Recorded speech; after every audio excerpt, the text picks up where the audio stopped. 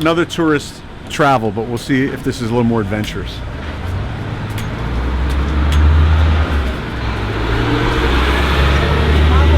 Film, the third film, whatever.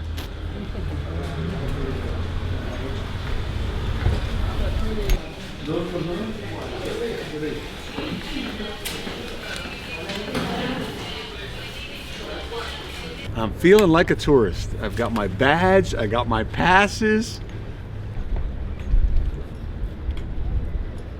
Is this the one we're on? You sure? I will need this. You need this?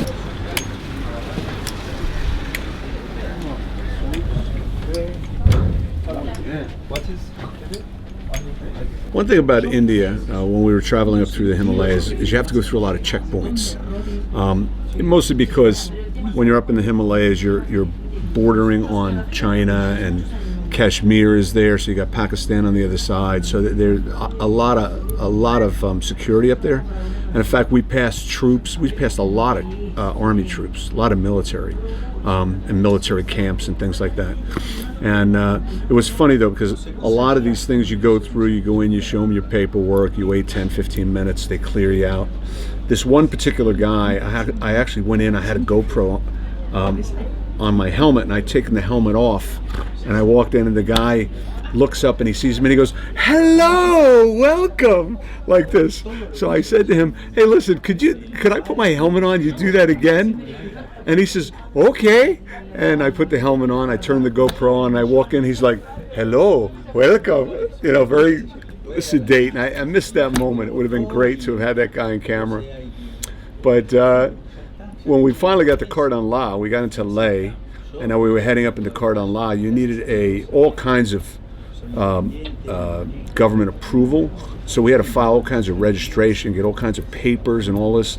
And when we finally got going and we got to a checkpoint on the road, they didn't want to let me through. They wanted me to go back and get all kinds of other documentations. So we did, basically what we usually do in India. We pay the guy off. And so Nihant went over and said, "You wait here," and he did his little thing and came back and said, "All right, 500 rupees, and we're through." So that's it. What's the difference between that and tourism, like the kind we're seeing here? Of course, that's a lot different than tourism. Tourism, they welcome you in, and they give you a fee at the gate, and it's an entirely different thing. When you're traveling just like a traveler traveling spontaneously, A, you don't have any plans laid out. B, you don't have a tour guide putting it together for you. And C, you never know kind of what you're going to run into. So you can run into events that you didn't expect, like you're in the middle of a fiesta and all the cars are stopped, or like when we were riding up in the mountains of Munnar, we got charged by an elephant. If we were on a tourist travel, a tourist excursion, we'd be in a bus with, metal wire. We wouldn't be on a motorcycle facing down an elephant.